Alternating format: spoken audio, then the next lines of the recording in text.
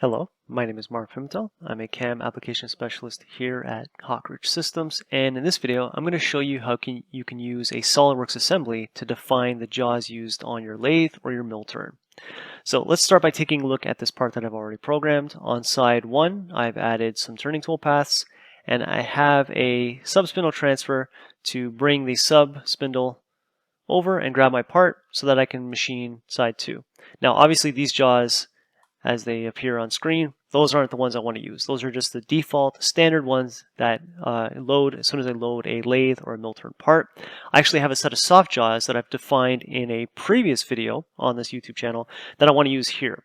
So I'll go up to my machine definition and just double click.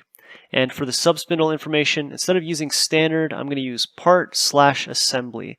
And what that lets me do is browse using this button here to any SolidWorks part or SolidWorks assembly that I have on my hard drive or on my network locations. So you can see I already have a soft jaw assembly here. Now when I'm bringing it in, as we saw in the previous video, I've defined it with its own coordinate system. So I'm going to use that to locate it inside my CamWorks part file. So I'll just click open. If we zoom out a little bit, in addition to seeing the main, we can see the sub. And the sub spindle is already using my soft jaws that have been designed so that we can hold the part as I like.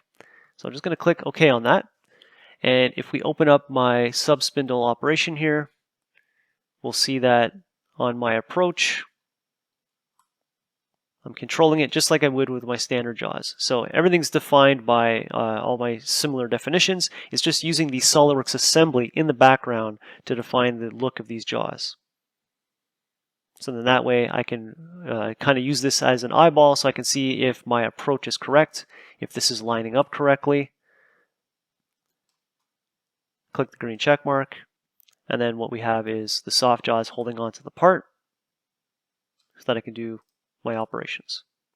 So a really simple way to use a SolidWorks assembly or a SolidWorks part to define the jaws inside of your CamWorks mill turn or lathe part files.